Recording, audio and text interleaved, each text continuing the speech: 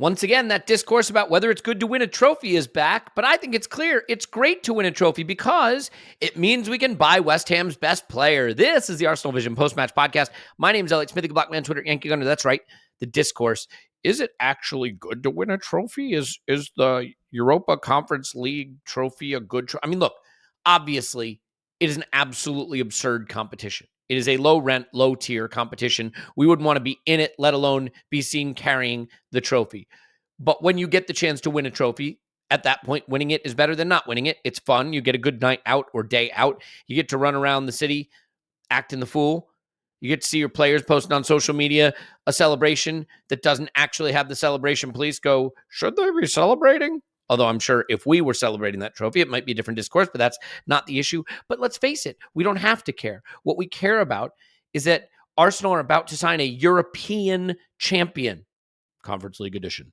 European champion Declan Rice, Conference League edition. So we have got a lot to get to. We're going to ask a question today. It's a simple question. How good is Declan Rice? That's the question we're going to attempt to answer. Now, we'll also touch on things like a potential move for Jorginho away from Arsenal, some Kai Havertz news, if you can stomach that. Maybe you can. Caicedo news. So there's a lot brewing. There's a player going to MLS, not usually a thing we would cover, but it's a player moving from Europe. Lionel Messi, may have heard of him. Saudi League, making moves, spending money. We might touch on that. So there's plenty to do here on a busy Thursday. But before I do that, I just want to say one thing. We posted the video of the Union Chapel event on our YouTube. It's on Andrew's YouTube as well. We posted on the main feed, the audio on the main podcast feed. That night was special because we had a lot of special people involved, but one special person took some really amazing photos that you could say, oh, use them for social media. Honestly, maybe we'll throw some up on social media at some point. The important thing is it's a memory. It's a memory all of us want to have for the rest of our life. And so we were very fortunate to have Philip Brown do the photography for us. He reached out. He said, I'm a listener. I'm a patron. Love the podcast. You know, I got a ticket in the West Stand. I also happen to be an award-winning photographer, marriage photographer, candid photographer. And he offered to photograph the event. He did it.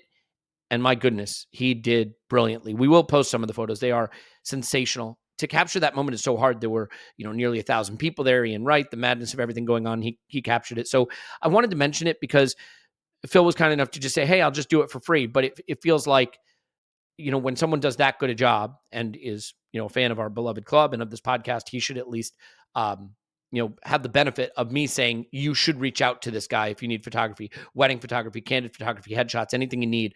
You can go to philphotos.co.uk, Phil, Phil, philphotos.co.uk, or see him on social media, on Instagram at Phil_photos_. philphotos.co.uk seems easier, but teach their own. Anyway, Phil, thank you so much again, and definitely check him out. So with that out of the way, so to speak, but in a positive way, we can now introduce the people who are here to determine how good Declan Rice really is. One of them is renowned naysayer Tim. You can find him on Twitter at Stillmanator. Hello, Tim. Hello there.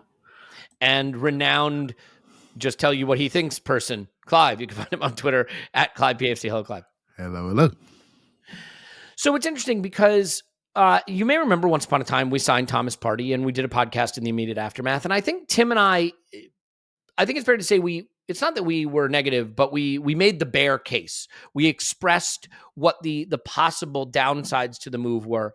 And honestly, it's one of the least well-received podcasts we've ever done. And it's interesting. And in the wake of that, I thought a lot about it because first of all, I don't want us to be a podcast where we only say what people want to hear.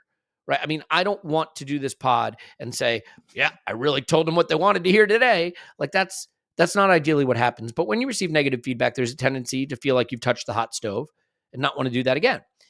And I realized that part of it was just reading the room. We had just announced the signing. And at that time, it's done. It's just been done. People are racing to listen because they want to hear the excitement about it. So I thought better idea. Let's do a podcast today where we analyze 360 degrees of this Rice transfer. And I think all of us are excited for him to join, but it gives us a little space to explore what might be the pluses and the minuses prior to it happening, as opposed to on the day of it happening when we will just express positivity and celebration specifically to avoid your wrath. So let's start with this. Clive, the interesting thing about a cup final is more people watch it. I don't know how many people watched Declan Rice this season. I don't know how many people watched West Ham play. I mean, Arsenal fans. I think West Ham fans probably watched some West Ham.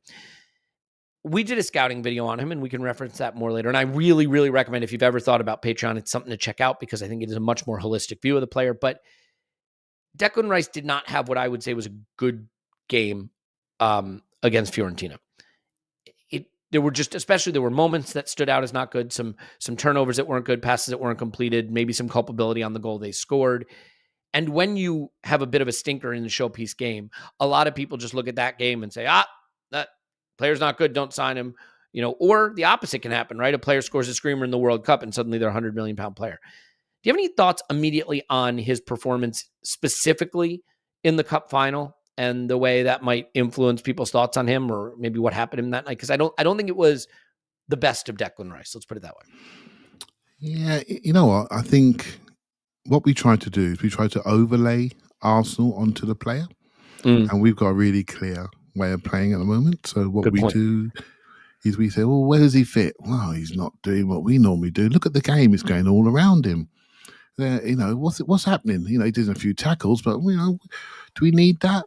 You almost have to erase that from your mind. And look at West Ham. Who have they got to keep the ball? Souček can't keep it. Soufal can't keep it. They don't really want to keep it. They want to move it into areas, hold it, get up behind it, and hopefully create some pressure down the channels or create set piece efforts, or on occasion counter. So that creates a different player. That creates a player that spends a lot of his time off the ball, looking to plug gaps, looking to step onto people, looking to create transitions, and looking to carry from one zone to the other. Right? So you're almost like, we don't really do that, do we? Really, we have the ball. you get back there. We've got it now. We have the ball. We move the ball side to side to our triangles and diamonds in wide areas, and then we ping in behind and we cut back, and on occasions people get through us and we either counter foul them or they get to our back line and Sleeper them, punch them in the mouth, and we go again, right? So every now and again they get through and Ramsdale makes a save, and then we go straight away back to our pattern play, bang, bang, bang. We all know how we play.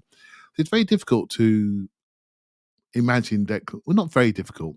It's difficult for some to imagine Declan Rice in that team. So you look at the roles, you look at Partey and Xhaka, and you say, well, he's not quite as good on the ball as Partey is. And as for Xhaka, some people don't think he's an 8 anyway, and that's fine. But he tends to play left centre mid, so it's not so easy to extrapolate forward on what he's actually going to do. You have to put a bit of thought into this. And by the way, I sway on him all the time and have done for years. But then there are people that I respect, and then you have to actually look at him live. I have to say, I've seen it before, Elliot. He's a very impressive athlete across the pitch, and a very impressive person. I have got a couple of caveats, a couple of worries that came up last night. Can I share them with you? A couple of worries, right? In that team, he is the king, and in our team, I don't think I want him being the king, and that's going to be interesting to see how he develops in there.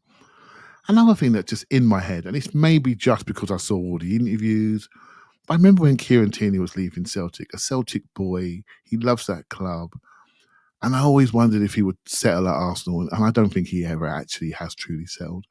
I look at Declan Rice, maybe it's a tribal part of me, I listen to him talk so lovingly about West Ham. I think, you know what, I want a player that really loves Arsenal. I know it's business. It could be I'm going to get a slap for that. I know I am. But I want someone that really wants to be here, that sees this as a progression. And I didn't sense that last night. But hey, look, with the right video signing of him kissing the badge, I'm sure I'll get over it if we do get there. So I do think the leadership thing is an interesting one. I want him to be part of a group rather than be the group. I don't think he's that guy for us, but I think he can lift up, maybe take to a new level to what Granit Xhaka was doing. I think that's where I see him at the moment, improving on that role within the group. Yeah, interesting, because there are some comments coming out. I think David Gold said they wanted to keep him. They offered him £200,000 a week. Do I believe that? No. Do I think he wants to keep his fan base happy? Yes. But he said, we offered him that. He said no. He wanted this move. He's going to go. We're granting him his dream move. to Bayern. I'm kidding. But, just it's out there. He's not going to Bayern. Tim, let's finish on this really quickly. Did you watch the game? I did indeed. Yeah. Okay. Do you have any thoughts just on it was kind of a stinker. Doesn't bother me. I don't want to overemphasize that one performance. It's just that everyone's just coming off having watched it. And given that we're looking at 100 million fees and I think we're about to sign the guy, it's somewhat of a wet blanket, right? To have the last thing you see of him be a big cup final where he doesn't exactly shine. And it's just human nature, I think, to overthink about that specific performance, Yeah. I think there's a few things I think about this. First of all, to Clive's point about, if he comes to Arsenal, he won't be the king anymore. I worry less about that.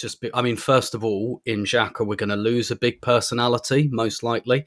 And I do think Rice's personality is an attractive part of the package, but also he plays for England. And actually England are quite good with quite a lot of star players at the moment. A couple of them are ours. And, he slots in alongside players like Henderson, who are real, big boy leader types, and Kane and Maguire and, Pickford. He does play alongside a lot of big personalities internationally. And I think he looks great in the England side. I think also, definitely, I know, Clive, you tweeted about this last night, in possession, he might need some work, which I think is absolutely true, just because of the style at West Ham. But one thing I've always really liked about Declan Rice is, I used to think this about Fabregas, right? He adds something to his game every year. And to me, that looks like a player who's self-critical and says, right, what do I need to do now? Because he came into the West Ham team and he was this total destroyer. And then it was right, okay, dribbling out. How about I work on that? And then he does that, and he worked on his power, and he's worked on, he's worked, and then he worked on his shot. He's actually got a really good shot on him. He doesn't get to show it often at West Ham, but I think if he played for Arsenal, he would. And look, that's something he's got over Thomas Partey. Yeah. So you know how Fabregas used to be when he came into the team, and you're like, he's brilliant, but he needs to beef up. He comes back, and he's beefed up, and then you're like, brilliant, he's beefed up. Needs to score some goals, so he comes back in 2007 and gets in double figures for goals every year. I see Declan Rice very like that. I also think, just with the configuration of our midfield, I listened to the conversation you guys had about Mason Mount.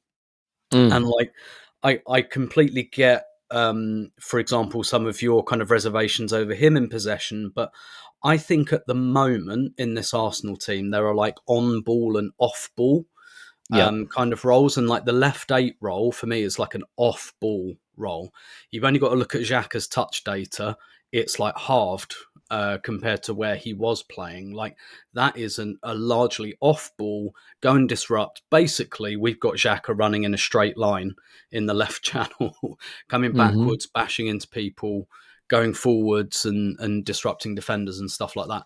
I see Rice at the moment as a real disruptive player. When Partey is at his best, for me, his best quality for Arsenal is keeping teams under pressure.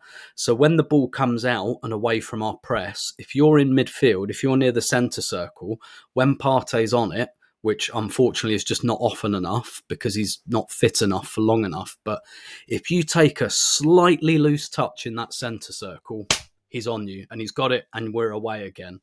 And you can tell, Partey as a player, you can tell when he's not fit because he doesn't do that anymore or doesn't do it to the same degree.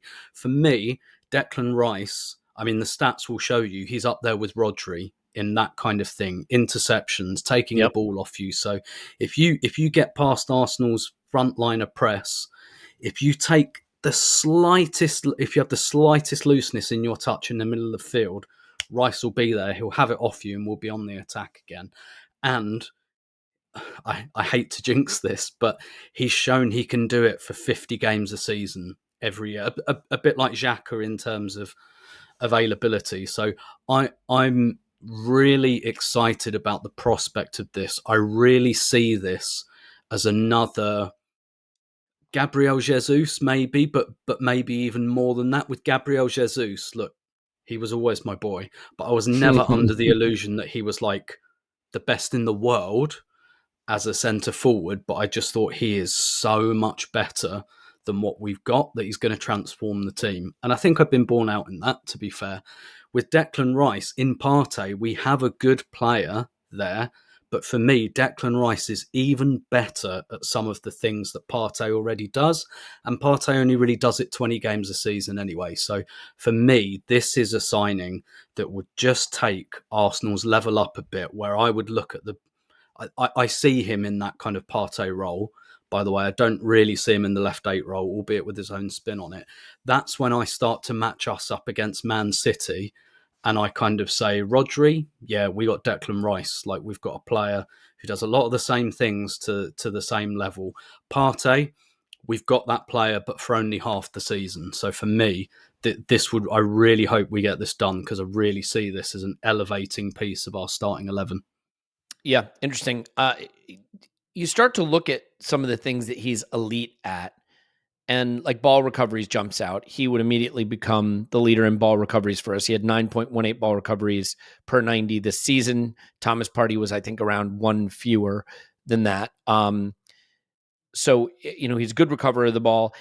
He covers a lot of ground, right? He's got that engine where he can cover a lot of ground. I wouldn't call him pacey. I don't think he's sort of an explosive athlete, but he's rangy. That I don't know if that's more of an American sport. He's an endurance athlete, a lot like Xhaka in that respect. Yeah. I mean, the funny thing is, he sort of reminds me of Xhaka if Xhaka was a stronger, more powerful athlete. You know what I mean? And that includes also always being available, right? Sturdy, considered a good leader and a thoughtful player on the pitch, right? Understanding the game, good in the group. It does feel like if you're going to go one in, one out, Declan Rice is just, if you stretched Xhaka taller and gave him more athleticism and made him a bit more English, you'd have a bit of what Declan Rice gives you. The other thing, just the one sentence, like for the role Rice plays, particularly at West Ham, who do not dominate possession, like how often is he booked and sent off?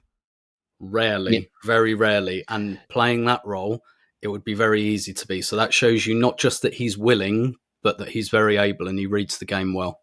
Yeah, 5 yellow cards this season, no reds. 4 the season before, no reds. 6 the season before, no reds. Well, he's English, isn't he? So he ain't getting no reds, right? So yeah, that's a good point. Let me call it out. That. Let's call it out, right? So so he's never had a red card in the Premier League. So 5 next season, we think. So he wouldn't play for England again. He'd just go to FA. So I'm not playing for England again. So that's that. On this player, I even changed my mind again last night. And so the way we play number 6, the number 6 is a deep line playmaker. I personally, at this point in his career, don't think that's the best usage of Declan Rice as a deep line playmaker. When we're off the ball, our system is a 4-4-2 block off the ball. I see Declan Rice as a left centre mid, like he does do for West Ham when they set up in a 4-2-3-1. He's a left centre mid. And at this age, where he's basically a tractor up and down the pitch, I think we need to make him a tractor. It's quite interesting that Elliot said he had a bad game last night, because he was literally standing in front of the back four, sweeping up. Just standing there in front of the back four, trying to stop people, trying to win collisions and pop it off to somebody a bit better. I looked at him and thought, you look restricted. You look like there's so much more in you, but you can't go. You can't leave your centre-backs in a European final the first time you've been there for 50-odd years and your potentially first trophy for 40-odd years. He had to stay there and protect. And I looked at him and thought, you're not really a deep line playmaker. You can do it. You can get the ball. You can move it sideways and move it backwards. But you can't do the disguise and the clips and the backspins. Well, I don't see it as a primary skill set for you. The primary skill set for him, for me, is how he reads a game off the ball. And so then you have to say to yourself, if you want to read the game off the ball and other teams have the ball, as Tim was just touching on, do you want him in the front 5 of our system or in the back 5 of our system? And by the way, you can do both. But I'm starting to think he should be in the front 5 of our system, absolutely throwing hand grenades all over the pitch up there, getting it, winning it, driving it, moving it, getting shots, being really all action and allowed to be all action. I don't think he's allowed to be all action enough for West Ham. And he can do it, but I think there's more in there. And I think the win for us, potentially, well, people keep talking about Partey and Rice. Obviously, he can stand in front of my back four and he can head it and kick it. We all know that. But we have got used to a deep line, highly technical playmaker in that role. And I think that's more Caicedo or it's more Partey. And I think Rice at this moment in time is more Xhaka for us. But there will be a game state where we may want a lighter, more technical Smith Rowe, Trossard, Vieira, left 8, and the game state will change, and we'll need something else, So, but if I was writing a team down for European Cup final tomorrow, and we just bought just him, I will be playing him in the Xhaka role at this moment in time in his career. I think that's where his development is, to see the shooting, the passing, the running, the creativity, and he has got more technique in him than maybe people realise, where he's in a restricted defensive role at West Ham. That's my gut today, and I know lots of people think he's going to be a world-class 6, and I think he will be.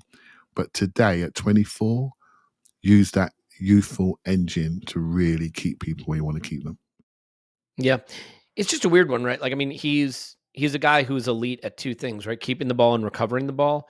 And last night, I told you he averages over 9 ball recoveries per 90 in the Premier League. He had 2 against Fiorentina, and he was passing at 76%, versus a guy who's used to passing at 87 all the way up to 90%, usually attempts 58 passes. I think he attempted 30. So just less involved, less sharp, less aggressive on the ball. I mean, it's a different kind of occasion. I think you're right. And I do think the fact that he was a little bit maybe involved on their goal colors my perception about that. Again, my point isn't to say he didn't shine in the European Conference League Cup, whatever the hell it's called, final, so he's bad. I'm saying it is a thing that people do, that the last look they have at a player often is the first look for some people, or the main look, and then they start to draw conclusions. Because, Tim, well, let me say this. First of all, I want to go on record saying I think I see the path to Declan Rice being not just a good signing, a transformative signing for us. And I think if you look at how some of the super teams are built, they go get a cluster of midfielders and they just dominate with that midfield for years, and the forwards change and they swap and they move around, but the core kind of stays. And if, let's just say we did Caicedo and Rice, for example. Caicedo's 21 and change. Rice is, what is it? What is Rice? Is he 24? 24, I think. Yeah, 24 and change. And Odegaard as well. If you have Rice, Caicedo, and Odegaard, boom, 5 seasons. 5 seasons to go win everything if you want. Right? I mean, and that feels kind of like what City did with their midfield, right? They just Fernandinho, Silva, De Bruyne. That's what Real Madrid are doing right now. Yeah, Real Madrid are trying, right? Well, Real Madrid did it with Kroos, Modric, and Casemiro, and now they're doing it with Camavinga, Bellingham, and player. So too many. Yeah. That's it. Yeah. Thank you. I thought his name was Player. But it's the point that, like, I can see that path. I think, given that you're starting to get to prices of 100 million, I mean, these are prices. Now, I was going to say, these are prices like Erling Haaland, who may be the most impactful player to ever come into the Premier League and one of the best players in the world, full stop, along with like an Mbappe. To be fair, though, it's not just that Erling Haaland costs that much, that they gave him £1 million a week, whatever the hell it is, right? So there's really two sides to that kind of transfer. But we are talking about this kind of money. And I think it's interesting, Tim, because you have a guy in Declan Rice who's on video saying, I'm a defensive midfielder who can shield the back line, but I can also play center back. And everyone's like, he's the perfect Xhaka replacement. The player himself said it. This is not me saying that's the hole he fits in. I'm just saying what the player said. Okay. I'm just repeating his words. And I do think that the fit is an interesting one, because Clive said this, and I think it's so true. We can now close our eyes and picture where everyone is on the pitch for Arsenal, right? And what those roles are. I was deeply skeptical of Xhaka being good in that left 8. He was better than good. I wouldn't say he was elite, but he was really good. I can close my eyes and see the path to that for Declan Rice. But much like Xhaka, I'm not sure I see a small space player. When we did the scouting video, the things that I think are interesting is the really close control, the tight space, the stuff Odegaard does, that wizardry, Declan Rice is not that player. Now, you may not need two of those, okay? Just to be clear. I think the technical level in terms of 3-yard passes, little stab balls, little shifting left foot, right foot in tight spaces, that's not him. Shield the ball, drive away, cover big space, recover the ball, right? He does it well. And I think the one thing about Declan Rice that I worries me, not worries me, but I think you have to be cognizant of, he's an eye-catching player because the things he does, first of all, he's big. And when he strides out, he bestrides the pitch like a colossus. When he goes into the challenge, he comes out of the challenge and the other guy doesn't, right? And he does it cleanly. So those things are easy to see. Then you have to look a little deeper at the stuff that's a little harder to see. And so if we think he's not ready to be the elite 6 yet, and by the way, I don't know, maybe that is the plan, but if we think, then I think that there's a reason to ask about that small-sided game, right? That triangle on the left, that little exchanging of passes, because I think all of us saw it. Clive's been trying to retire Shaq all season, said he hates him, doesn't like the player, doesn't rate the player. But I think we all saw that if there is a place to go up, it's a player who can even be a little more devastating in that third. And I think it's an open question about Rice in that spot. So this isn't so much a player quality, but player fit question. Do you see the small space components of his game fitting that role? And maybe it's just the fact that Arteta doesn't see that role the way we keep trying to shoehorn that role. What do you think? Yeah. This is where it's fascinating because as we've said like a few times over the last few weeks, we don't have to like completely superimpose the player onto what Partey's doing or what Xhaka's doing. But at the same time, you're right, like a lot of the principles are the same. And if he was to do that more left 80 type thing, which demands slightly less of that, like how often are we seeing Xhaka like flick the ball around the corner and playing 1-2s? Like we're not. He's facing forward all the time. And so then it would become a question of, well, can Declan Rice, chip in with a few goals? Can we see that shot a bit more? Whereas if he's in more of a deeper role, then yeah, of course, like the small space stuff all comes out. But this again, like I completely admit, I'm kind of projecting and wish casting here. I think one of the reasons that Arteta in particular will want to go big on this player, I think he's immensely coachable. Like I said earlier, just about the kind of the improvements we've seen in his game. Because so he described himself as like a, kind of defensive midfielder, centre back. And that's right. That's what he is for West Ham and England, because they both play with double pivots. They both play reactive, kind of counter-attacking football. And they look to, but where they're kind of similar is they look to devastate out wide. So, West Ham, for example, go through Bowen a lot in a similar way to how we go through Saka. And so, but like West Ham are a bit more direct than we are. But I think it's the coachability of the player. I think anyway, because I can't know. I reckon Arteta's looking at this and thinking, okay, yeah, I'm going to ask you to do something. Like naturally, of course, that's going to happen. West Ham and Arsenal do not play the same way. That's pretty much always going to be the case when you buy from below. So what we saw last summer, like Jesus and Zinchenko, we bought from above, basically. We knew they could play the football we wanted to play because they've played it. Because we bought them from the team that Arteta used to coach, and to all intents and purposes was kind of copying, for want of a better word. So we knew that those players could come in and play this football. I think with Rice, it's that there is going to be it's going to be, we're going to ask you to do some things that Gareth Southgate and David Moyes aren't going to ask you to do, but that's kind of all right. That's just how it goes when you buy these players. Manchester United would have had the same when they bought Michael Carrick, for example, or Rio Ferdinand, for example, all these other players that West Ham have produced from their academy in recent years who've gone up that level to bigger clubs and pretty much all been absolutely fine with it, because they've got that potential within them. So, yeah, like if we get this done, we're going to ask him to do stuff that West Ham don't ask him to do, that England don't ask him to do, which is kind of a statement in the obvious, and just kind of what happens when you cherry pick players, the best players from teams below you. But yeah, so I can't sit here and definitively tell you, yeah, he can do the small space 1-2 stuff, or yeah, he can go up and get in the penalty area and score some goals, because we haven't seen him do it before. But the reason I'm so enthused about this is because I'd back him to nail it in a couple of months. I really would, based on everything else I've seen from this player, like adding bits and pieces to his game. I think he's rare. I think he's rare in that I think he's one of those players that can do anything. Or that will be able to do anything. I think he's one of those players you could probably stick him anywhere on the pitch and he'd be able to do it to a Premier League level. I really believe that. Yeah. Well, Clive, this is where it gets a little harder. And I think I agree with that, Tim. I really do. I think there's a very coachable, intelligent, physically gifted player in there. I think the question is, though, the goal of a transfer isn't just to get a good player. The goal of a transfer is to fit into an overall transfer strategy to build a winning team. That's the goal. Everybody knows that. So me saying that is, stating the obvious, which is one of the roles I feel like I play here. The reason I bring this up is the mooted fee is in the 100 million range.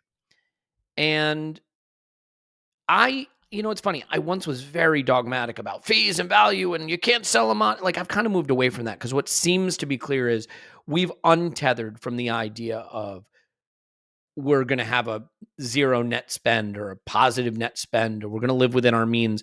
Maybe we're going to live within our means more than like a City or a Chelsea.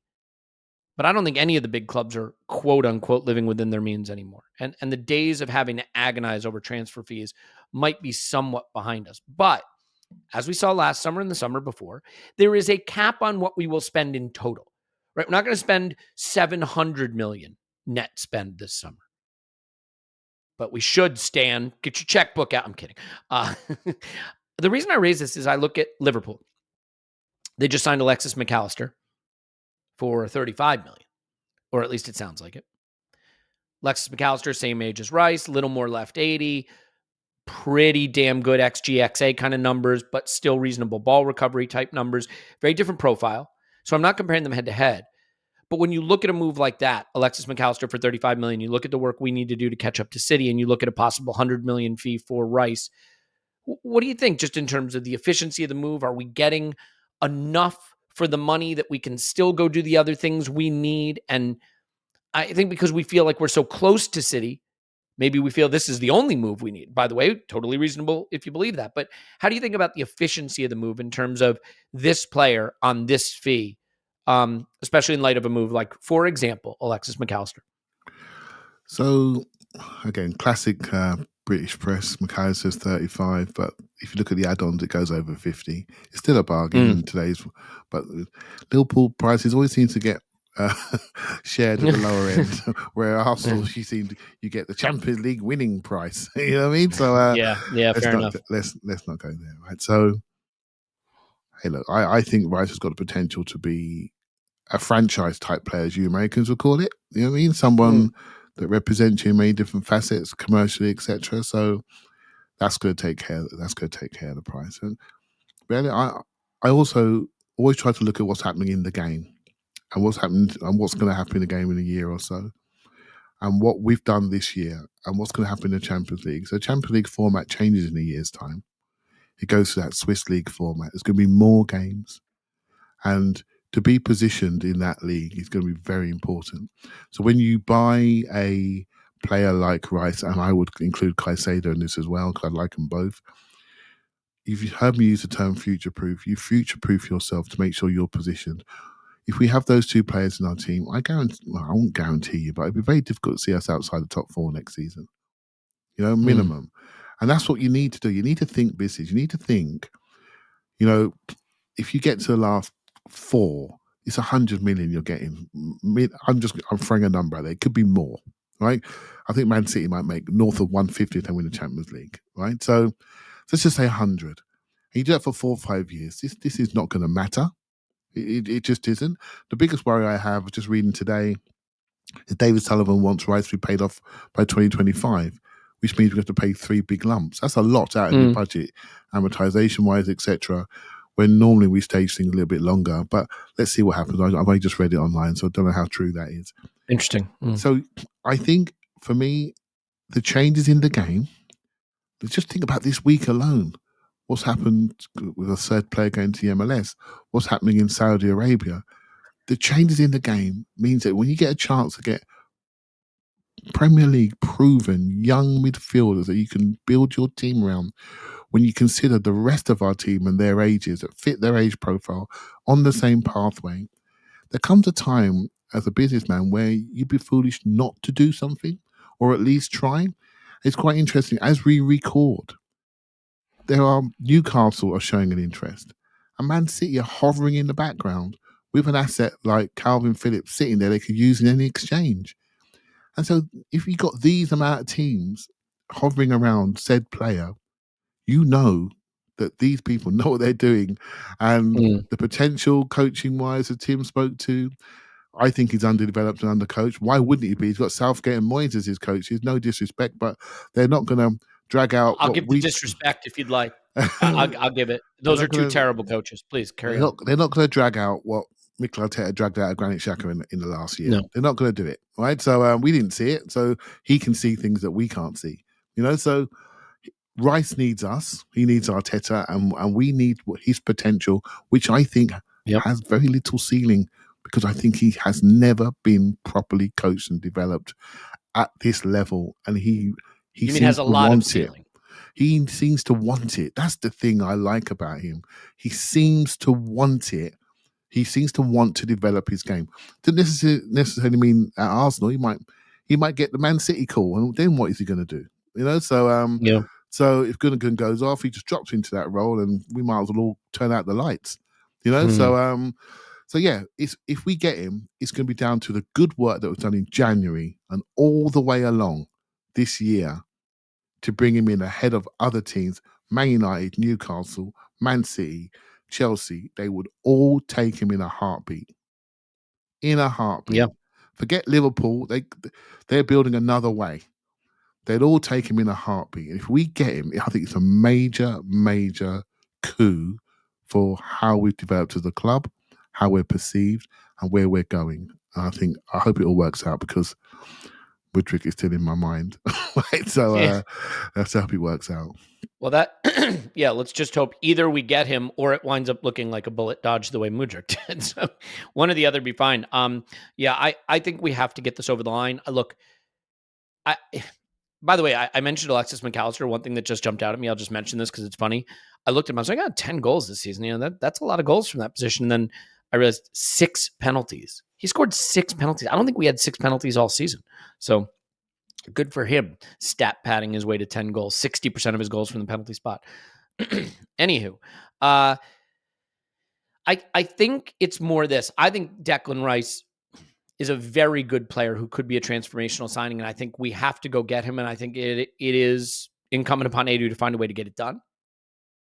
I just think we do this thing where once we're linked with a player, especially a big name player that we're excited about, we want to see them as having no flaws in their game.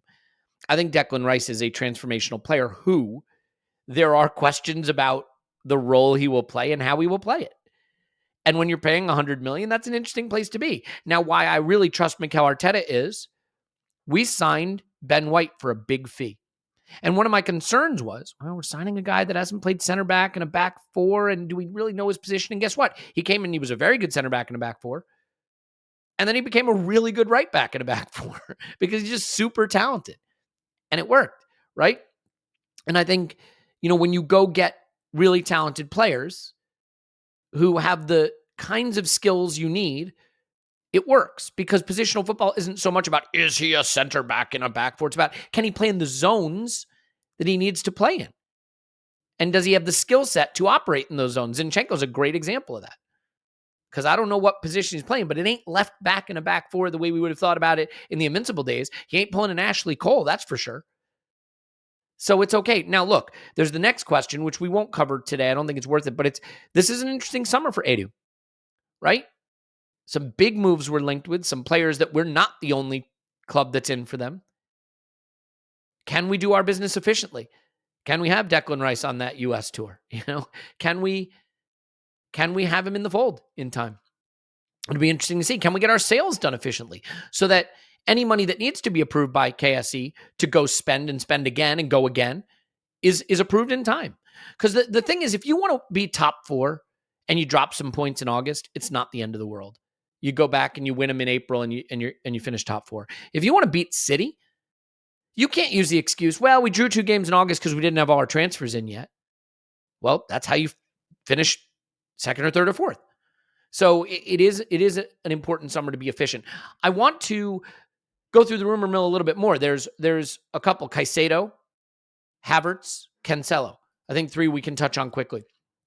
But before we do that, I should let you know that it is summertime. And unless you live in New York City, which looks like something out of a science fiction movie because of the smoke from the forest fires in Canada, you probably want to wear sunglasses to keep the sun out of your eyes. Like I said, in New York City, you probably want to wear Oakleys because they've got those like wraparound styles that will protect your eyes from the smoke and the sun. But Oakleys will protect your eyes while making you look great. And, by the way, Kylian Mbappe wears Oakleys. And I only mention it because if you wear Oakleys, you will then play football as well as Kylian Mbappe. Like, that seems like think about it. Whatever the price of the Oakleys, how much does Kylian Mbappe make playing football? I don't know. I mean, look, we don't have to go down this route, but then, I think that would be an important consideration. But all kidding aside, look, this is an iconic brand. This is a brand that has so many styles that are appealing, that are well made, that have beautiful designs, but also they have this prism technology. So I wear my Oakleys a lot, but I wear them while driving also. And the thing that's just so incredible to me is the way the prism polarization works. You know how sometimes you have to put the visor down in your car, so you don't have to use it. It's just the prism technology is outstanding. Now, I don't know what prism technology is, so you're gonna have to go to Oakley.com and read up on it. I just know it works great. I wear the HSTNs. I like them. I think they look great. I think they fit great. The quality is there. They're all day wear glasses. I mean, what more do you need from me? I think you need less from me and more from them. Go to Oakley.com. Check out some of the best sunglasses on the planet. That's Oakley.com. Great sunglasses, prism technology, great all-day wear, good designs, and you can play football like Kylian Mbappe. Do it now. Clive, is that enough of that? Indeed. Nailed it. I want to apologize to the listeners who have been begging for longer ad reads. I know that was a short one today, and I will endeavor to do better and do more ad reads in the future. So let's get on to more of a traditional summer podcast, maybe a more of the hypothetical rumor, Amelia, right? The more spurious rumors, the ones that people really like. By the way, I should mention, if you've thought about being a patron, you'll see things like a Caicedo scouting video. You see things like a Declan Rice scouting video. You will hear our first episode of summer recap of players. We did the Bukayo Saka season recap. Kaya Kainak was on that one. It was great. But one thing you'll get is our Discord. Now, our Discord is a place that I would tell most people to be scared of going. But we have something called the Cornballer News Network. A former college friend of mine is in there. And what he does is he auto updates every single rumor and link in the dubious transfer rumors section of our Discord. You can stay off Twitter. You can stay off News Now. You can literally just have that Discord, open it up anytime, and you will see any rumor that's worth looking at right there. So an aggregator of sorts right in our Discord. Love it. Anyway, Clive, let's start with the Havertz rumor, because I think this one is really interesting to me. I'm sorry, you cannot tell me that Arsenal Football Club are looking at either Declan Rice at left 8 or Kai Havertz at left 8, because those two players could not be more different. I'm not sure what other position the guy might want to play. But here's the interesting thing about Kai Havertz. Apart from the fact that he wears Chelsea blue, and that is usually enough to put me off. Like, I am way lower on Mason Mount than most, probably just because of the Chelsea connection. But the thing that blew me away, somehow Kai Havertz hasn't turned 24 yet. I mean, he will in 3 days. But it did not occur to me that this guy could be this young still. I don't know what position he plays, but as we just discussed, that may not be as important, Arsenal. So do you think there could be any credibility to this rumor? I mean, Chelsea clearly have to offload some players. Clearly. Would you? Could you? Not Consider feeling this Kai one, Havertz at Arsenal? Not feeling this one. I got to admit, neither am I. But let's talk about it anyway because it's fun. There's a few. I could list out a few for you, though that might be better. I'm not feeling this one. Real Madrid are looking at him, but the price is too big for them.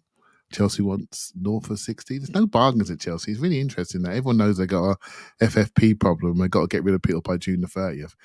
Yet they're asking record prices, right? So well, they haven't sold anyone yet. So they haven't let's sold just wait anyone, and but see. I think Kante's out the door, which is a bit of a concern for Caicedo, by the way, because if you think about Kante out the door, and Enzo's not really a 6 in the Premier League, but he could be a decent 8. And if they can get a good 6, then they've got their base set, haven't they? Agate's gone to PSG, so that's a little bit of a worry, if I'm honest with you, because I like Caicedo. Regardless, we've got the space for him. I just like him. There's that rumour on Havertz. A rumour that burst out today, and it was quite interesting, was Jorginho to Lazio. It's just one off today, so by tomorrow it could be gone. But I thought that was an interesting one. I could see it.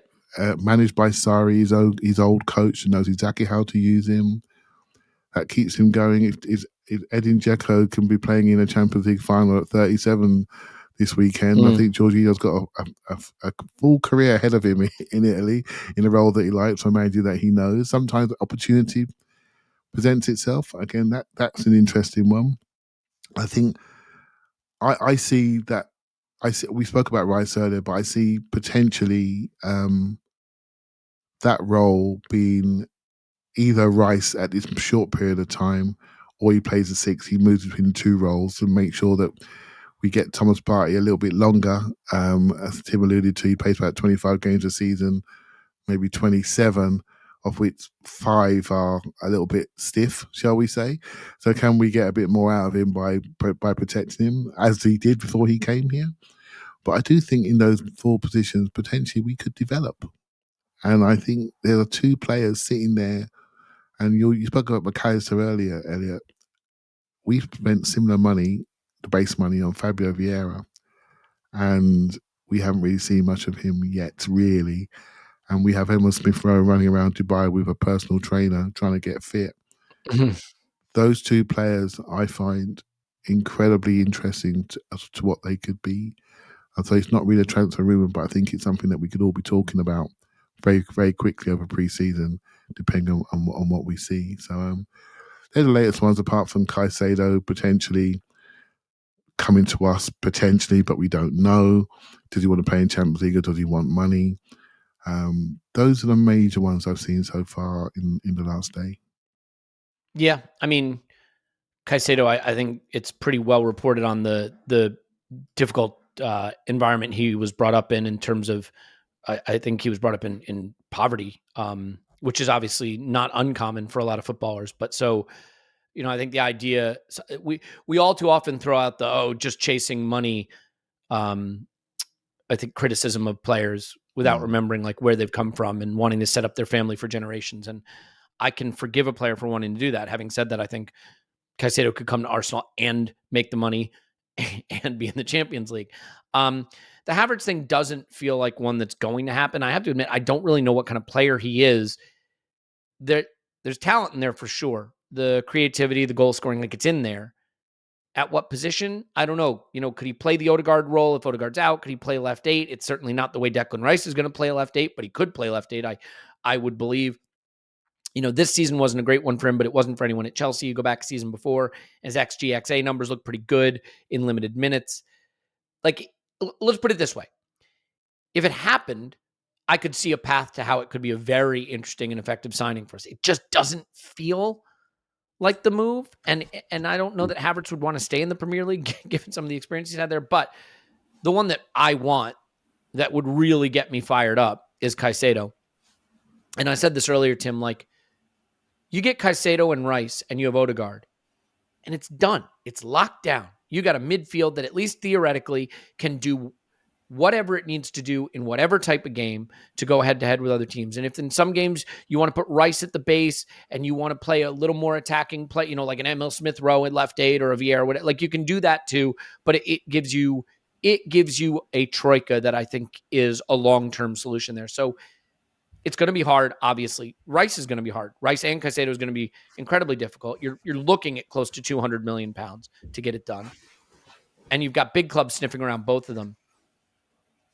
Is this summer for you Rice plus Caicedo? Is that a club that wants to go beat Manchester City and go win a Champions League? Is that the kind of thing we need to do, or is that just asking too much and setting up Edu for criticism he doesn't deserve, essentially? Yeah, I mean, ideally it is. Yeah, I don't think any of us would complain if it happened. I think one of the interesting things that's happened as well is because, since like KSE have taken 100% control, we don't really have much transparency over our money and where it's coming from. And look, I've got all the time in the world for people like, I don't care.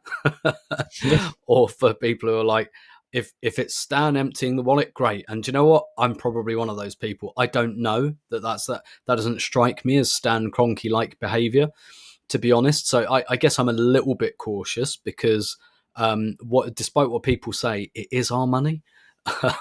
That's how football. I hate to break this to you. That's how football clubs make money. They make it from us. That's why we have 17 retro kits a season. It can decouple from that, though, right? Like that's a piece of it, and then there's another piece which is way on top of it. But we don't know whether that's happening. So it's very difficult for me to sit here and say, yeah, definitely go and do that, because I don't really know what kind of position that puts us in. Are we mortgaging ourselves? Like, I don't know. If you ask me in the football respect, yeah, 100%. Give me both. Caicedo, by the way, we just watched him play right back a couple of weeks ago at the Emirates, and he was amazing. And he's just 21. So yeah. And again, I'll repeat, this player, as much as Brighton are good at uncovering secrets, this player was not a secret.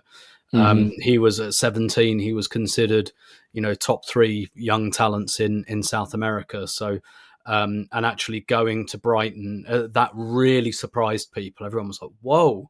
Because like Manchester United, Real Madrid, Bayern, all those names were mentioned. I'm sure they all talked to his agent, and they took the decision to go to Brighton, which I think suggests a kind of an intelligence there. They were thinking about his career path, because he could have gone and got his money at Manchester United or Real Madrid when he was 18, but they chose Brighton clearly because there's like a strategy to build the guy's career. So, look, I wouldn't complain if we didn't get Rice and we got Caicedo, for example. Like, I don't have strong feelings over which one of those. If I had to choose between them, I'd just be like, do I want the Porsche or do I want the Lamborghini? I don't know. Just put it on my driveway and I'll worry about it afterwards. So, like, yeah, of course. And I really think that would elevate us. But obviously, it's difficult for me to sit here and say, yeah, definitely put that money down, because I don't know what the consequences of that are. On Havertz, incidentally, I don't think there's any truth in that at all. I think that is posturing. That is about trying to create a market. Clive referenced there that Chelsea got FFP problems. They've got to get people out the door by June 30th. And at the moment, it looks like they're doing a good job of that. However, with Manchester United and Mason Mount, that looks pretty locked in. That looks like Manchester United can leave them dangling till June the 29th and say, nope, we're not paying that price. That's going to come down, and we'll go down to the wire for that one. Because if you're Man United, why wouldn't you? Why wouldn't you? Like, they won't be back at pre-set, or they certainly won't be playing friendlies. You can let that dangle. If you think you've got the player, you can go, all right, fine. We'll talk again in 3 weeks, shall we? See what your price is then. So, I think there is a bit of that happening with Chelsea. And with Havertz, I see exactly where Havertz fits into Real Madrid. They've just lost Benzema, like possibly the best, at one time, false 9 of his generation. They've got Vinicius and Rodrigo on the outsides. I see where Havertz fits into Real Madrid, doing the Firmino thing while he's got Vinicius and Rodrigo running outside him. And, he's not exactly a slouch either. So that's another bit of future-proofing if you start to look at what Real Madrid are doing. We talked about their young midfield. They got 2 young wingers who are world beaters already. You put Havertz in there, Real Madrid are sorted for 5 years in those positions. So I think that's simply about just creating a market. And in Trossard, I think we've kind of got a very similar player anyway, and we're probably looking for a very different profile for that last attacker.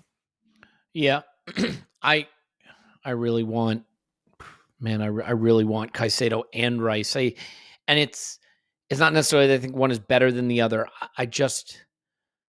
I think we need, look, especially if Jorginho's going to go, and he might, and Partey's not getting younger, and Xhaka's going to go. I really think if you do those two, I don't care what else we have in the squad in midfield. We are set. Clive? No, as you were talking there, I was listening intently. That's unusual. Why? And I do listen. It's very important to listen. And something I was just thinking about a little bit earlier is we've all got an idea about what you want to do in our back end of our pitch, right? Midfield, how you want to build. The Rice thing, potentially, which did you fit in the 6 or the 8? No, not a problem. As Tim said, Ferrari Porsche stuff, right? It's not a problem, right? So we work it out if we have him. But one question I have is attack. Arteta has bought one striker in his time, and that was Gabriel Jesus, who he knew. We all couldn't wait to arrive, and a million shirts flew out the door. The rest of the attackers he's either developed or he's sold on. Am I got that correct? I think he's only bought one attacker, one true forward.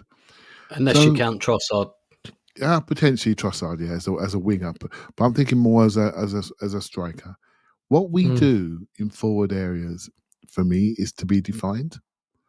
And if I say to you right now, we need an attacker, who is that going to be? And where is he going to play?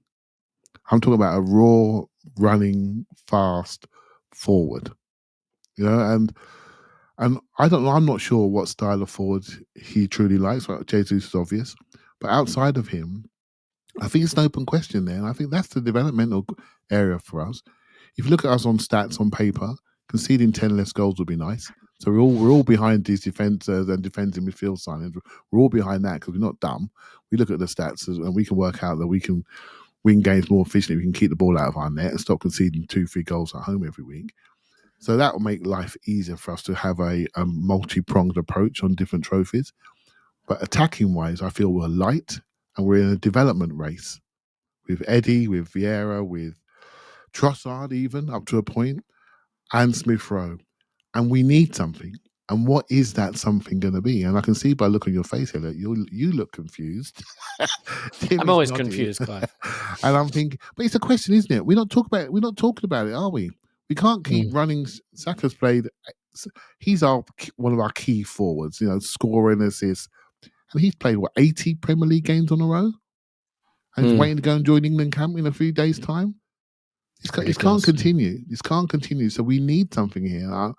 And we could debate what that is. And I generally have seen very few rumours about that. And I think that's the bit that's concerning me a little bit going forward. Interesting.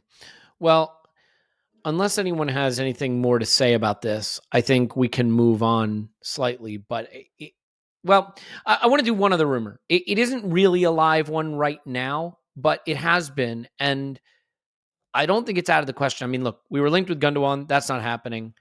But we've been linked with Cancelo. It's such an interesting rumor, Tim. I mean, on the one hand, I can understand people being like, oh, we just want to recreate Manchester City. Is that all we know? Jesus and Zinchenko and Cancelo. On the other hand, if you just buy all the players that win all the trophies, then maybe you will win all the trophies. It's reductive, but it can work. Cancelo is an interesting one for me because he's a player that 1 season ago, I would have said, you do whatever you can get to get that player. That's a win you the league player. I thought Cancelo a season ago was in the conversation for the best players in all of Europe. He was that influential and that good for City. And let's not forget, City being good in cup runs this season, I think has taken the focus off the fact that actually in the league, they were better the season before. What did they win the league with? 97 points, was it? Something like that, yeah. Something like that. A very easily look upable stat that I didn't bother to look up. But the point is, but Cancelo's had an interesting year. His form was off to start the season. Pep felt, I mean, in the middle of a treble chasing season, Pep sent him away to Bayern Munich, where, I mean, that is certainly worth asking questions about. The form hasn't been great. But at his best, he's better than Zinchenko. Let's be clear. He is a better player than Zinchenko when he's at his best. He's a different player slightly, but I think there's similarities there. Hell, he kept Zinchenko out of the side at City. What do you think about a Cancelo? Like, Is he at that level of talent where you say, if you can get that guy, you just roll the dice and go get him? Is it too duplicative of what we already have in Zinchenko? Is it reductive because it's just buying more City players that Mikel knows? I find myself feeling all of these things at various moments, but there is an upside there that's very special. Yeah, definitely. I'd find this really intriguing, and this is one of those, the sit back and observe meme. that would be me. It would just be like, okay, I don't think I know offhand what this is all about, so I'll sit back and observe, and I'd be open minded about it. In the back of my mind, I definitely start to have that. Is just getting out of favour Man City players what we do now? Is that actually smart? Is it just because they fit into our system? I mean, what's really interesting about Cancelo, you're right, he's different to Zinchenko. It's not that kind of, like, Zinchenko does what John Stones is doing at City. Like, it's John Stones who's doing that inverted, like going into midfield and playing like 100 passes an hour. There's actually, I read an article, it's by Sam Lee in The Athletic a little while ago about John Stones moving into midfield. And he cited an article Guardiola had written just before he became a coach. And Guardiola said something like, Zidane is the best defender in Europe. That was the premise of the article, because he was basically saying Zidane doesn't waste a touch. Like, he's like, basically because he keeps the ball away from you. And it's all one touch. And like what Sam Lee was saying was like, John Stones is doing that for Guardiola, and that's what Zinchenko does for us. It's the death by 100,000 passes thing. Like, none of the passes are special or amazing, but they're all first time bumped off, whatever. So Cancelo's influence at City was actually further forward than that. So he was like a spare player, like Zinchenko is, but like he was clocking up assists. That's what he was doing. And I think the thing is with Cancelo, the reason he fell out of favour at City is not because he changed or became a bad player, but they just didn't want that anymore. They had to restructure with Haaland and et cetera, et cetera. So, like, I don't think he's become a worse player or anything. So I'd be open-minded about it. I'd be fine, I think, with bringing another guy who's won several league titles into the group. I think overall about this summer is we need, like, midfield needs the most attention. I think we've known that for 2 years that this was coming, that, like, 2 summers ago was the defence, last summer was the attack, was the striker, and now it's the midfield. Like, that's broadly how this has gone. My opinion on the attack and the defence is we need one more player in each area, and I'm kind of open-minded about what or who that player is. I just think we need one more, whether it's a big target striker, whether it's an explosive winger like Martinelli. We need one more there. And I think the same in defence. We could do with like another, maybe Tomiyasu type, and we worked at inverting Partey from right back. Cancelo can play right and left back. That's something he has over Zinchenko. So it gives us, it would be, I think, certainly in terms of wages, a bigger signing than I thought we would make in defence, but it would give us plenty of optionality because he can play right and left back, can make us a bit more unpredictable. Like, he could be that extra defender I'm looking at, who's quite versatile and can fill a number of roles. It's just I was thinking Tomiyasu, and this feels like bigger than that somehow. Clive, quickly on Cancelo. I mean, if you think this is totally dismissible, you can let us know that. Let us know that as well. Now that we've wasted no. our I breath think on it. he's an interesting player. This player, the rumours around him are a bit mixed about his character and personality, about how he came out of City, and the fact that Bayern didn't want to keep him. Obviously, Bayern have gone through a change in manager, and then he's left there, so he doesn't come out of there. The price that City want is heavy. There's only one market going to pay that price. Barcelona and Real Madrid would no doubt like him, but can they pay for him, given the restrictions of Barcelona, etc.? So I look at him and I do see flexibility. I see a 28-year-old, though, I must admit. I see a 28-year-old that I don't seem to connect to, if I'm honest with you.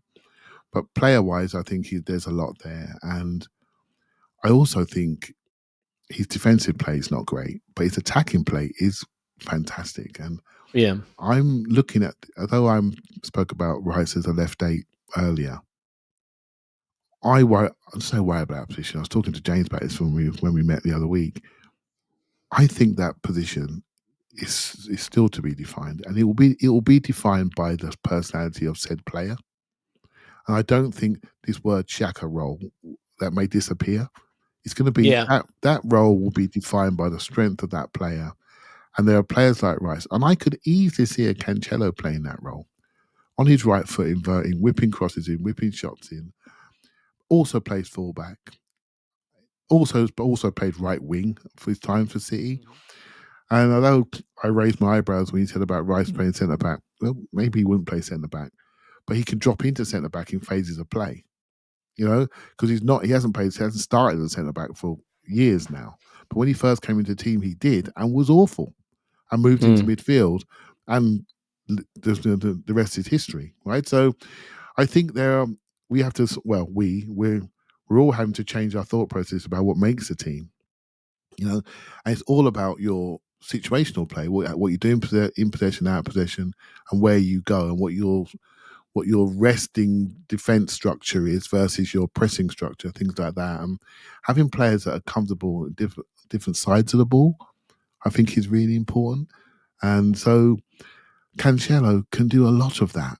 But would you have him in your back line and have two inverted fullbacks one day with a centre mid sitting in front? Well, it's part of your 2-3. Well, you've got Zinchenko and Cancelo on the outsides of your centre mid. It could be a bit hairy on some days, but on other days, sit back and sit back and depends how your pressing is working. Exactly, and just watch the ball fizz around the pitch, right? So it's to wait and see. He's an interesting player, though, very interesting, and it has to be based on relationships. I'm not sure what they are. It's really interesting. Sorry, please. Sorry, I was just going to say, I think one of the thoughts that I think Arteta might be having is we've all seen, Zinchenko inverting into midfield and things like that. And I think essentially he wants to keep that because that's how you get your spare player. But maybe he's thinking it doesn't always have to be Zinchenko. So, for example, we saw him experiment with Partey there. You're right, Clive. You could play Declan Rice at centre-back and have him do the John Stones thing or the Mascherano thing at Barca under Guardiola. I wonder if Arteta's kind of thinking, inverting into Zinchenko changed this team, but also maybe other teams cottoned onto it, and maybe I need 2 or 3 other players who can do that. Yeah, it's interesting. The funny thing...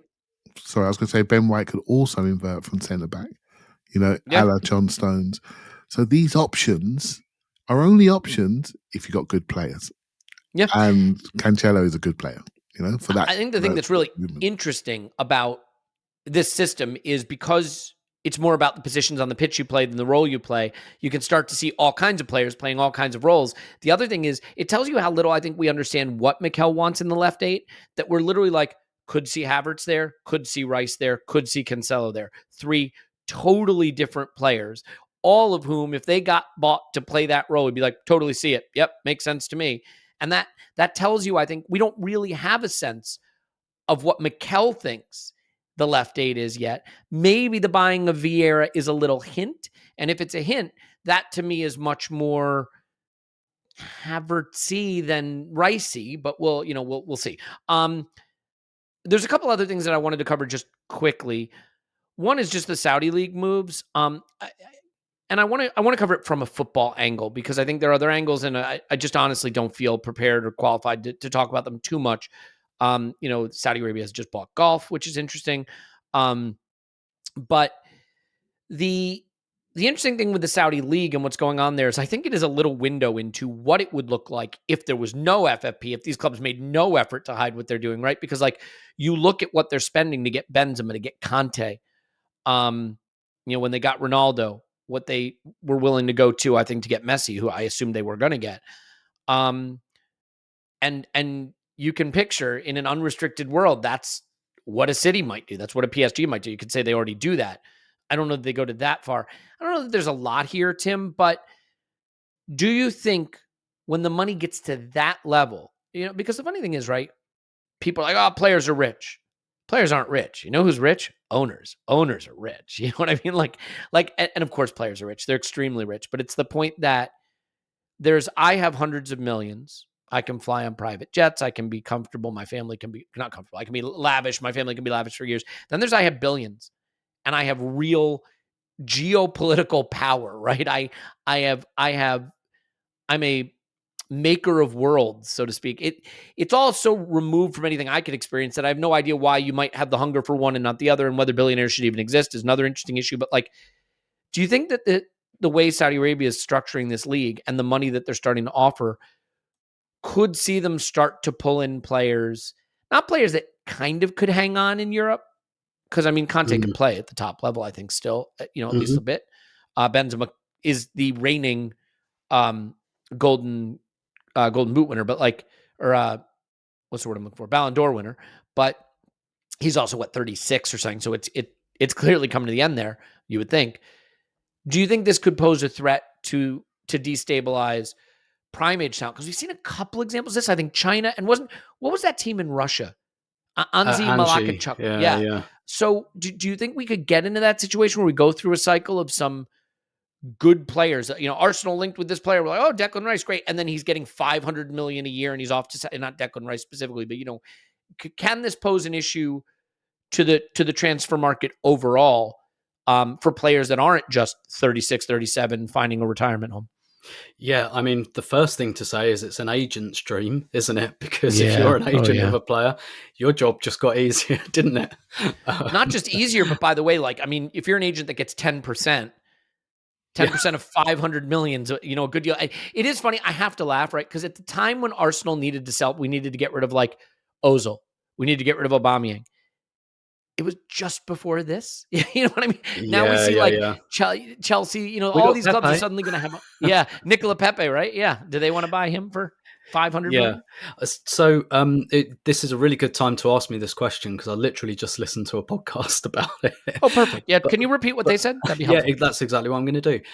Please. But I mean, so a lot of this, first of all, obviously it has to be taken into the context of what's happened with golf as well recently, where essentially the TLDR version is Saudi Arabia just bought golf.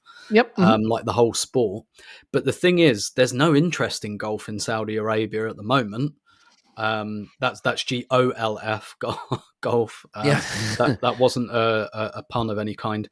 But so really with football, now, clearly, there are geopolitical forces at work here. We all know, Middle East needs to find, some of those Gulf states need to find other ways to make money, blah, blah, blah. I'm not going to insult anyone's intelligence with that. But, I mean, really, what you're probably going to see is a World Cup in Saudi Arabia. I believe they're bidding for 2030.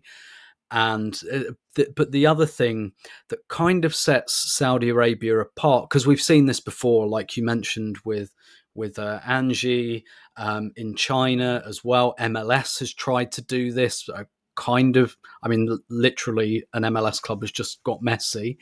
But we saw it, with Pele and Beckenbauer. Clive will remember that was before my time.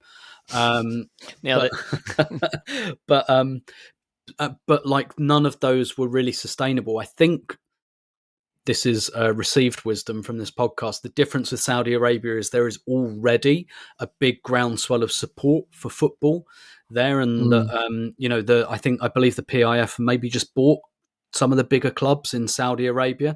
And actually within the country itself, that league is quite well established and quite well watched. I think, again, they said on this podcast, it's rated as the 58th best league in the world. I imagine getting from 58 to 25, they could do that quite quickly.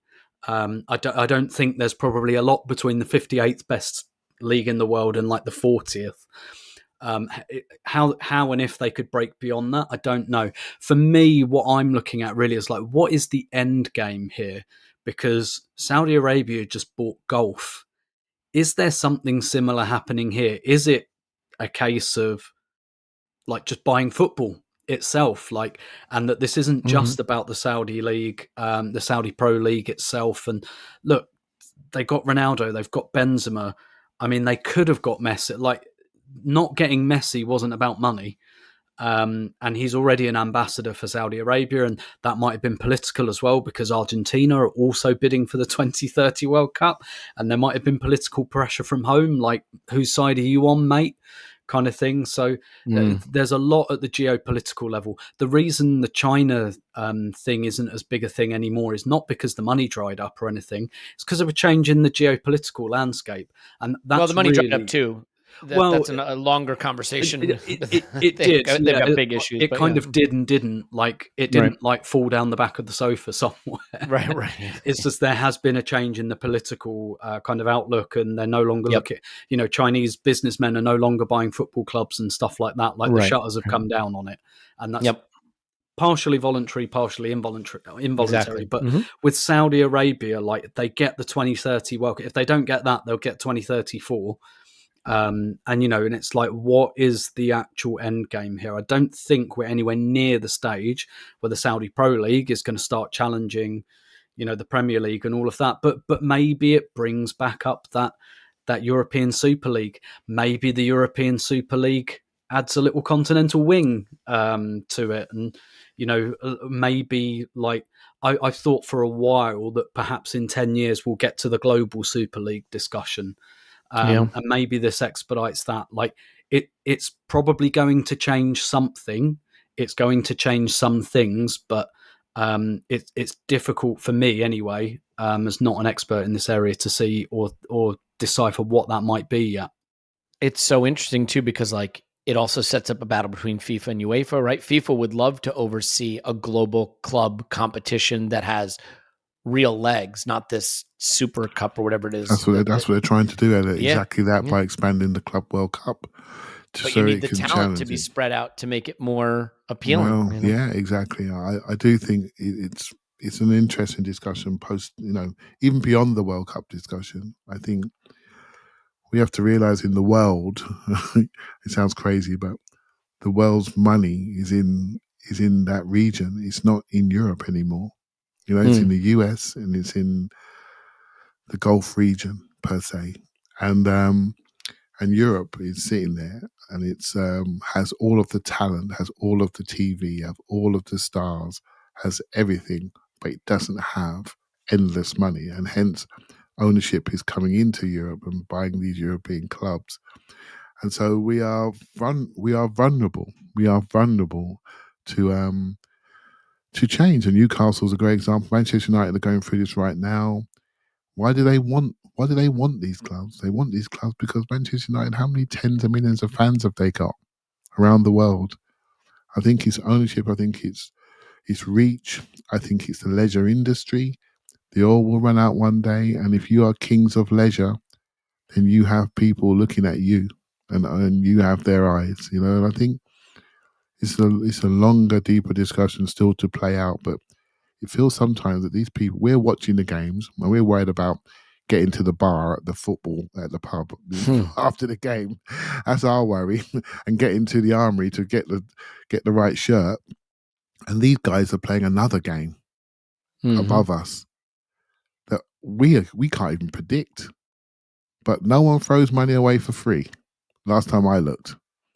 And there's no such thing as free money. And so people are investing in this sport in a way, in sport, shall we say, in a way that looks obscene today, but tomorrow it could be a bargain for somebody, depending on their end goal. I think that's the most interesting and scary thing for us that just want to watch a game and just want to get to the bar. And I think that's the challenge. The way I'd sum this up is, as ever, one of the great people at summing up the big issues of our time, Chris Rock, when he talked about, like, I'm not talking about rich, I'm talking about wealthy. I think he was talking about rappers, and he was like, rappers are rich, the guys that own the record labels are wealthy. Yeah.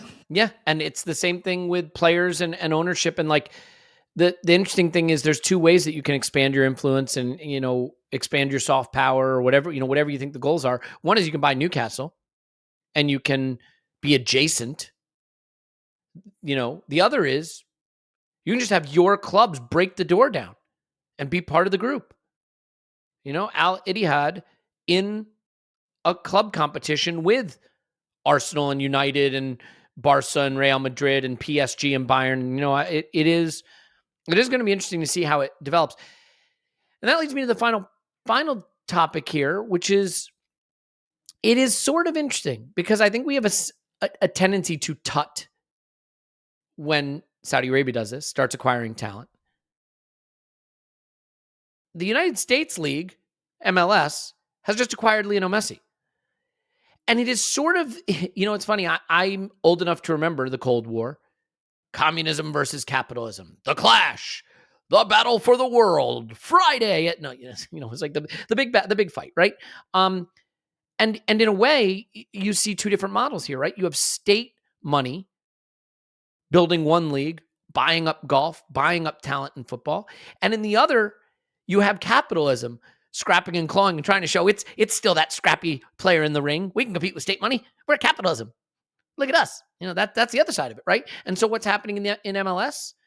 The power of capitalism being brought to bear with companies like Apple rev sharing with Messi to get him there, and MLS TV money being shared with Messi. And oh, by the way, Sergio Busquets looking like he's going to come too.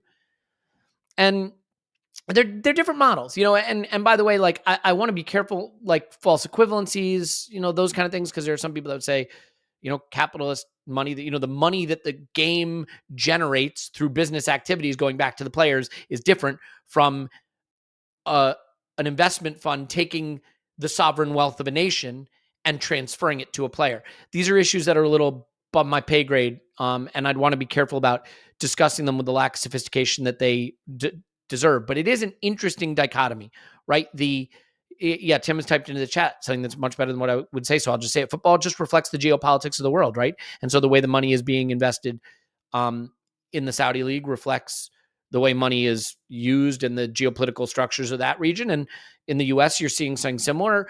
But it is an interesting point, Clive, that you made, that, you know, Europe is not exactly flush with cash right now. And these other regions are using this opportunity to try to get a piece of the world's game in a way that they have not had a piece of it before, at least not for a while.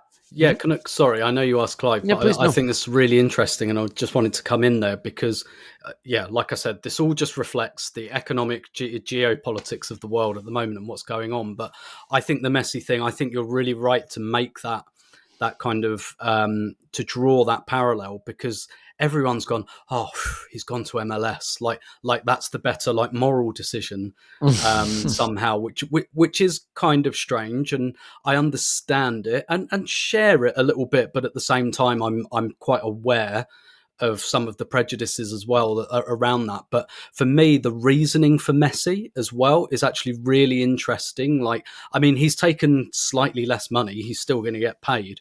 But, you know, one of the things that I think MLS really pushes is like lifestyle as well, because he's gone to Inter Miami, right? And they stink. they're rubbish. Even not anymore. Well, yeah, probably not now. But and I know MLS is different because it's on the model of American sports, and you can finish bottom one year and top the next. But you know, those clubs, particularly those, shall we say, more coastal destinations, you know, are very much like, if you're rich, come and live in Miami for a couple of years. And listen, like, Arsenal women just lost one of their best players, and she's going to go to Orlando. I think, and Orlando Pride are not very good either, but it's Orlando. Well, you know, and I got news for you about Orlando, but I don't want to offend our Orlando Gooners. Well, no, yeah, but like, if you're from the northeast of Brazil, Orlando's almost literally Disneyland for you, because it is literally Disneyland. Yeah, because like the cultures are similar, but blah blah blah. But you know, like, and Messi's kind of said that, like, I think essentially maybe it's easier for him to be anonymous in Miami, whereas if he went to Saudi, like, he'd have what he's had his whole life, really. Like, I'm sure he can't walk around. He's never been able to walk around Paris or Las Ramblas without being recognized. But, you know, if he went to Saudi, he'd have more of that, and probably plus. Whereas in Miami, like, first of all, 80% of the people probably wouldn't know who he is. Maybe that's an overestimation at this point. But he could certainly live like a slightly more anonymous lifestyle in a place where it's probably quite fun to be rich and in your mid-30s and winding down. And so it's really interesting looking at some of the reasonings behind these players and why they're going to these places. Sorry, I interrupted. No, I'm reliably informed the United States is a good place to live if you're filthy, stinking rich. But I do think for these footballers, like, they can walk down the street and have a life that, isn't just totally absorbed by their celebrity. I will say Miami might be an interesting place in that respect, just because there's a huge Latin American community there, big Cuban community, but there's going to be a lot of people, and that might also be appealing to him as an Argentinian. If you don't speak English, he doesn't speak English, so it's a good place to live for that. Yeah, I reckon if you speak Spanish, you could probably live in Miami without too many problems. Yeah, and I want to be careful because I don't know Miami that well, but it is a lovely city in many respects, and there's a lot to like about it if you have a lot of money. Let's put it that way. Clive, it's interesting to look from a selfish standpoint. The thing I like is it's going to grow the game in this country. And I think growing the game in this country is good for people like me who want more TV coverage of it, maybe a better national team, more enthusiasm for the sport, because I just like more people to discover the beautiful game because it's a wonderful sport to love. And I don't want to have to deal with the idiots on social media and stuff who are like, no, I don't watch soccer. I'm American. Like that could go away. So that would be nice. I love how I just did an American accent as though I was an English person imitating an American, even though I could have just used my regular voice because I have an American accent. I don't know. I don't know the psychology behind that. But anyway, Clive, bail me out. Give me a final thought here on Messi to MLS and this shift we're seeing. Well, first things first, he's earned the right for that move. What he's done for the game, what he's done for many millions of us that have watched him grow up into the player he has become, part of the greatest club team ever produced, in my opinion. And he's played, for me, the best player he's ever been. So he completed football last year, and he's decided, you know what, it's time to put my family first. And if you look at your Instagram these days, a lot of players are in America and they can walk around. They don't get that. The ones on holiday right now, because they are on holiday right now, they are using that place as a place of sanctuary where they can live normally. We had one experience of being famous last the other weekend. It's quite tiring. It's overwhelming. It's overwhelming, and they have this all of the time, every single second of their lives.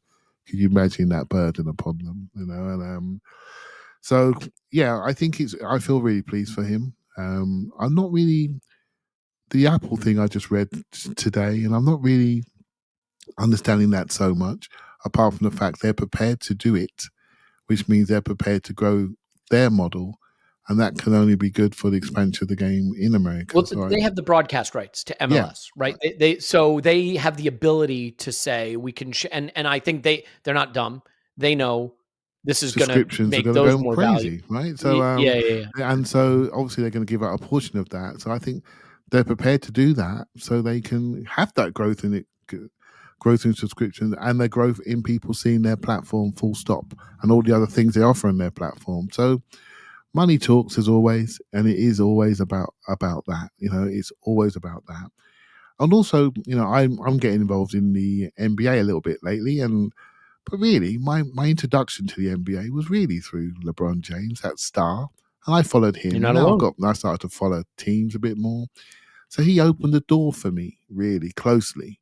And that's what they're doing with Messi. That's what they're doing with Ronaldo. That star mentality opens the door to the fan that has an interest. And then hopefully you stay there. So now I'm listening to NBA podcasts and learning about the lower level detail of the game, which I wasn't doing 3-4 years ago, right? So they've now got me, and that star mentality is what's happening in football in other regions, right? Where in Europe, we are so linked to our team. Well, if that star don't want to play for our team, he can do one, because we are linked to the team. But actually, for a lot of people, they are linked to the players, and that's in the global game. That's changing a lot more. The next step, obviously, for MLS. I mean, if you want to be taken seriously, ultimately, it can't be about being the retirement league. That's the difference. You said, LeBron brought me in the NBA because LeBron was in his prime, playing in the league, right, as the best player at that time. For me, it was Michael Jordan. Like, The fact of the matter is Messi is coming to the MLS at the very, very, very end of his career. Now, is he still going to dominate the league if he wants to? Yep. He will be the best player the league has ever seen by a distance. And I include my beloved Thierry Henry in that. But you even saw Thierry. Thierry was at the very end, and for a while, there was nothing like him in MLS, right? Beckham even looked pretty good. Zlatan. I think it'll be interesting to see where this league goes. The question is, can one of these leagues, can an MLS go to League One mid-table teams, go to La Liga mid-table teams, go to Serie A mid-table teams where there's no money right now, Bundesliga, where these guys are making $4,000 a week, and say, hey, we've got Messi, we got Busquets, we've got young players that are making moves to big clubs from our league. Come live in a nice place, make good money. We've got more money to pay you now. Come play in our league. And, if you're a mid-table Bundesliga player who doesn't think he's going to make it to Arsenal or United or City or Bayern or PSG or whatever, does doubling your wage in the U.S. suddenly look appealing? That's a question. Can MLS become a place for prime age, good talent, like real continental quality talent? Or is it always going to be a combination of the very young players, who aren't quite at the level, and then these retirement age players? Yeah, well, I think the thing is a big part of MLS strategy is the LATAM kind of market, as it were, and I don't just mean in terms of support, but like things like hosting the Copa America. I happen to think the Copa America should always be in the US, because basically every country in South America has a big community in the US, and actually tapping into. So who's come to the Premier League from MLS? Almiron. Right. And that's where a lot of the talent is in the US. But even the talent that doesn't already exist in the US from like second generation LATAM or first generation, like, before you think about, the French league, whatever, that would be expansion. But at the moment, like, I know they're going to Brazil quite a lot, and it's just like, hey, why don't you come to LA Galaxy? Why don't you come to the US and play MLS? And what they're trying to do is create that pathway from MLS into European leagues, and that's why someone like Almiron's so important. Yeah, and it's happening. Final thought, Clive. Yep. Yeah, one last thing you said there about some of the lower leagues in Europe. Actually, the way my experience of the US leagues, particularly young players who come out of academies, is they go to US based for the education. They get good college education, and then they go, potentially don't make it and get a pro contract over here, good education, and then go and play in the MLS. That model, I know, I've seen work. I've seen players make that jump. But actually, you make a great point there about the lower level players in England that are playing in League One, that are good standard players, that are playing in the Championship, may not be on the bench. If they can raise the salary levels, there's a real pathway there. And once you start to develop young players in the League One, maybe Championship level, and all of a sudden they could be sold back. It could be a place where you house talent. So there is a discussion here. That's a really good point. There's a discussion here. If they get their salary model right. They used to have like a premium player model. We have one or two players, etc. Designated player. They can change their wage cap model. Really interesting, because lifestyle means a lot. Facilities are improving. Lifestyle means a lot. So, yeah, really interesting to see how this develops. Yeah, we tend to think of football just as the players who make it, but there's thousands that sort of make it. They're playing at a lower table Bundesliga team, or they're playing for Rennes or whatever it is, and they're not going to go to PSG. They're always going to be at Rennes. And like, for those players, it's a career. It's literally a job. And if you could go live in Los Angeles and make treble your wages, and you're on TV, and you're on TV, and you're playing in front of being exposed. To be fair, I don't know. I think, Tim just typed in Bradley Wright Phillips had a better career in MLS than he would have had in League One. Or League One. I mean, sorry. Yeah, very, very good point. Okay, we've gone on long enough. I think this was fantastic, so I really appreciate it. We're going to have a patron pod tomorrow. I hope you'll join us over there. We got a lot of good summer stuff going on, but we're just thrilled to have you here. So wherever you are, the fact that you're here, we love you. Thank you. Tim's on Twitter at Stillmanator. Thanks, Tim. My pleasure as always. Clive's on Twitter at Clive PFC. Thanks, Clive. Thank you very much. My name's Elliot Smith. You can block me on Twitter. And we love you, and we'll talk to you after Arsenal 10 transfer.